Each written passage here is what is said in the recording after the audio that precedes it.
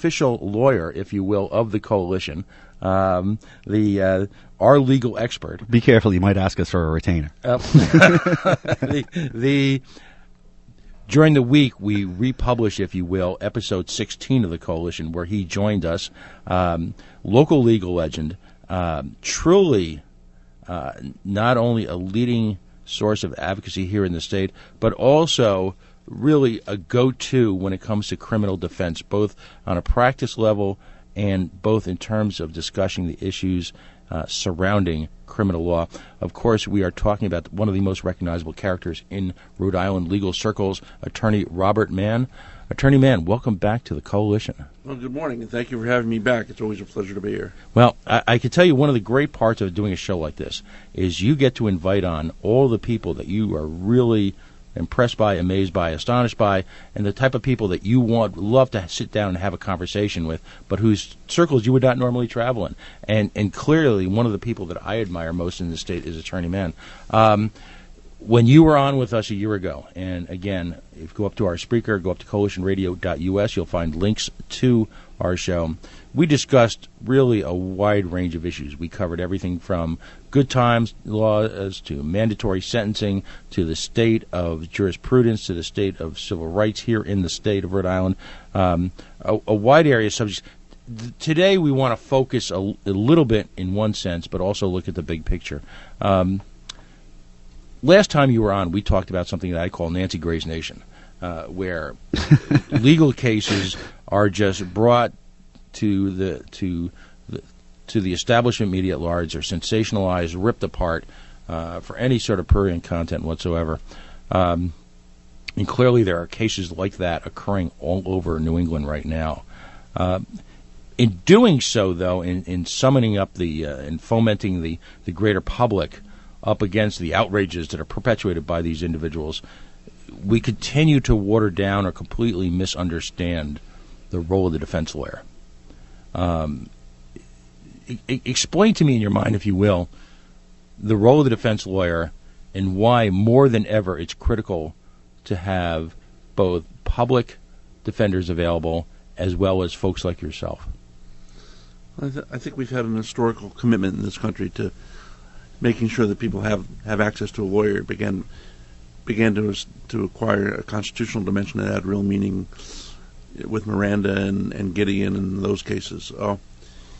What we've seen in the last 30 or 40 years is this explosive increase in the prison population, which means more and more people are going to jail. A disproportionate number of the people who are going to jail are minorities. A disproportionate number of the people who are going to jail are poor people. The need for lawyers is even more critical as we increase our prison population. What we hope we can do as defense lawyers is check the power of the state. That's often a difficult task. Often the state has more resources than we do. Many of the clients don't have significant resources. I think one of the things that you're beginning to see is you see more and more science in the criminal justice system in law enforcement, but it's expensive to have science, and if you want to get your own experts, that's a difficult problem.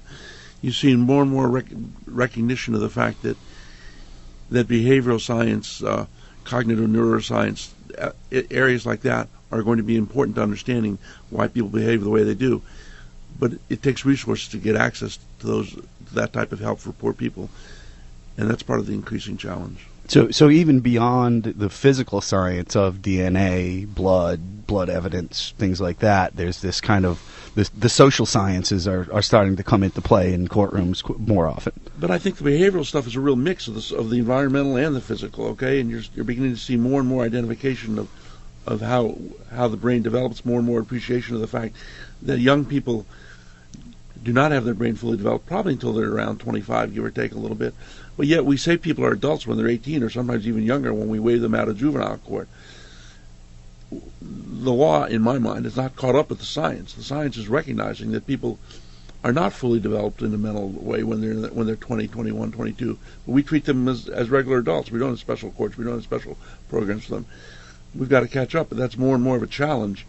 It's a daunting challenge because the public, the open public sentiment seems to be, let's get tougher and tougher on crime. But we need to sort of recognize that people in this age group are in a different category than other people, yet they're still treated as adults. If anything, we've gone in the reverse direction, We're waiving people out of family court. We reduced a few years ago the age of jurisdiction for family court, things like that. Right. Does all this preponderance of scientifically based evidence, in a sense, increase the rush to judgment? The assumption being further and further in our memory that you're innocent until proven guilty?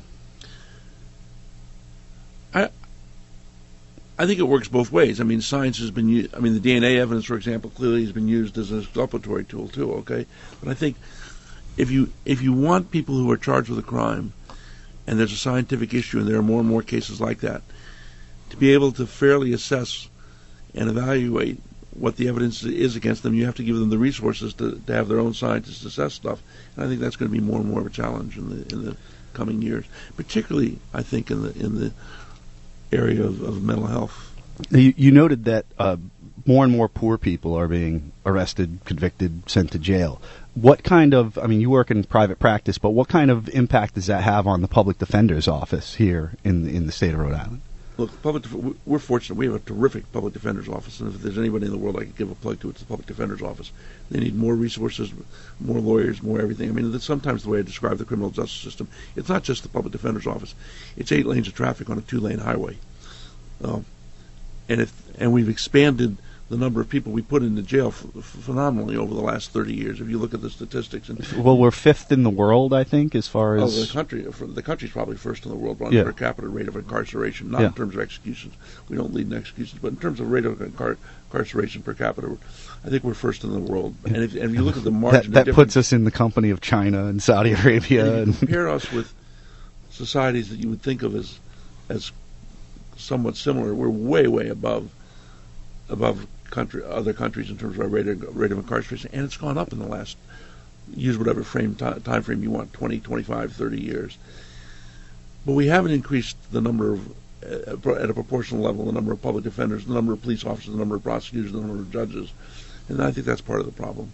Is broken windows policing, that whole notion where you took community policing and then you sort of bastardized it to be an enforcement arm, if you will, of the war on drugs. What impact have you seen on a day-to-day basis in terms of the level of incarceration, the level of arrests, and just the style of prosecution? Well, we just know from the statistics that more and more people get arrested. There are little dips, there are little blips in the radar screen where it'll go up and down. For example, the federal system has seen a slight decrease in levels of incarceration recently. You've seen the federal system reduce some of the penalties on drug crimes over the last couple of years. That's been a very positive sign. The effect is that you have more and more people tied up with the criminal justice system, and not only do I think that's morally wrong, but it also has an incredible economic drag on people. It means that people have trouble getting a job. It means people have trouble retaining a job. It means people have trouble getting promoted. If you stigmatize somebody with a record in an economy like this, it's almost impossible for them to get a job. Absolutely, that's a death knell. I mean, and we did some fine work last General Assembly session. We got rid of we banned the box, the have you been convicted on applications, but that doesn't say that that prospective employer, once you pass that first hurdle, can't say, well, we're going to run a background check on you now. Right. So interestingly, in this spike in incarceration rates across the country seems to at least be correlated to the rise of the privatized prison system in the country. Would you say that's a pretty accurate assessment? I haven't seen those figures, and you see more and more people trying to understand what the cause is for the rise in the prison population. I mean, people talk about the war on drugs, people talk about the length of sentences, people talk about who the decision makers are to charge people, and I don't think we've got a good study yet that says, why do we really have this massive increase? We know we've got it. Everybody understands that there is this real rate of increase, and while you can argue about whether it's a few percentage points more or less nationally or statewide, it's a huge increase all around the country, both in Rhode Island and on a national level. It's not clear exactly what the cause of it is. That's part of the thing one of the things we need to learn more about is you can talk about some obvious things, but it's not absolutely clear what the real cause of that is. I think privatized prisons are bad for a lot of reasons, but I'm not sure they're the cause of the increase in the prison population. It does create an economic incentive to incarcerate people, though. Right.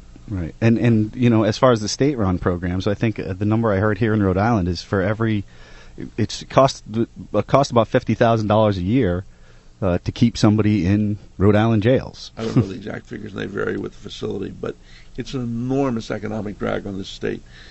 And when you think about how much our prison population has gone up over the last 25 or 30 years compared with the state's population is roughly stable. Yeah, relatively static, yeah. The prison population has gone up 500%, 600%, depending on when you want to count it from. You know, some people say 400%, but it's a huge, huge increase in the prison population. And most of those people are the people who are least able to battle the state. And the vast, vast majority of those people are coming out of prison now even more stigmatized, not with additional skills, but further behind in a society that's increasingly technical. And then you want those people to come out and get a job in an economy where college graduates are competing to become waiters and waitresses. You are listening to our special guest, if you just tuned in, Robert Mann, attorney extraordinaire, criminal attorney here in Rhode Island. You're listening, of course, to The Coalition on coalitionradio.us, facebook.com/The Coalition Radio, and, of course, on the Mighty Mighty Twitter, Coalition_radio. We are going to take a brief break, and then we are going to rejoin our guest, attorney Robert Mann, as we discuss some of the pending legislation that the wise men of Halitosis Hall are about to attempt to inflict on us. Please stay tuned.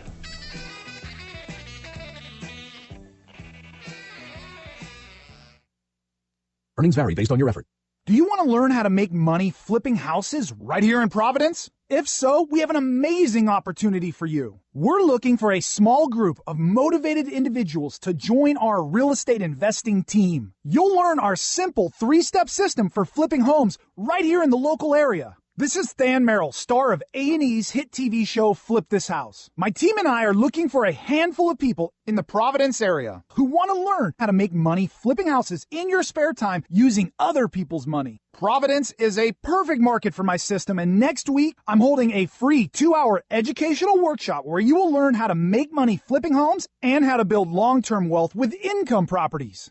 To get 2 free tickets to Than's workshop, call 1-800-359-5793. Seating is extremely limited. Call in the next 10 minutes and you'll also reserve a free copy of Than's Money for Deals Guide. That's 1-800-359-5793. That's 1-800-359-5793. Hi, this is Fred. And this is Eric with Beacon Shipping Logistics.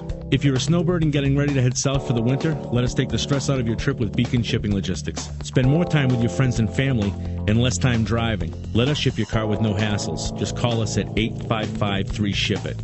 We can ship your car, motorcycle, truck, or RV anywhere in the world. Fully insured with great rates and door-to-door service. Thousands of dealerships all over the country trust Beacon exclusively to transport their inventory. We offer the absolute best, most reliable service in the industry with open or enclosed transport for your precious cargo. Did you see a car online in another state and just can't get it there? Whether it's in Portland, Maine or Portland, Oregon, let us at Beacon Shipping Logistics deliver it right to your front door. That's stress-free living. Call Beacon Shipping Logistics, your one source for transporting one car or an entire fleet. It's 855-3SHIP-IT. 855-374-4748. Or online at beaconshippinglogistics.com for service that shines. Owning and caring for a home comes with a lot of to-dos. Tune up the furnace, clean the gutters, remodel the kitchen. Whatever your home improvement need, Home Advisor can help you find a pro you can trust to get the job done right. Go to home.homeadvisor.com for instant access to top-rated pros in your area, including electricians, handymen, plumbers, whatever type of home pro you need. And Home Advisor is absolutely free to use. At Home Advisor, you don't have to search through a long list of pros. With just a few clicks, Home Advisor matches you with pros who provide the exact services you need. You can read customer reviews of the pros, even use the cost guide to find out what hundreds of other home projects cost in your area. And because Home Advisor knows it's important to find a pro you can trust in your home, they conduct background checks on their service professionals. It's just one of the reasons more than 25 million homeowners have used Home Advisor. Go to home.homeadvisor.com to find the right pro for your project. That's home.homeadvisor.com. Does your basement or crawl space have a damp, musty smell? Well, watch out. That's a sign of too much moisture and not enough ventilation. And that can mean increased mold growth and the buildup of harmful toxins and gases. Don't bother with a dehumidifier. It just circulates the same unhealthy air. Get the Wave Ventilation Unit. It will transform your home into a drier, healthier environment. Satisfaction guaranteed. Go to dryhousetoday.com. That's dryhousetoday.com. Roma is Federal Hills neighborhood Italian deli for 30 years. They have fresh, authentic, homemade, affordable wood-fired pizza and calzones. Roma offers the best express lunch on the hill where you can order imported deli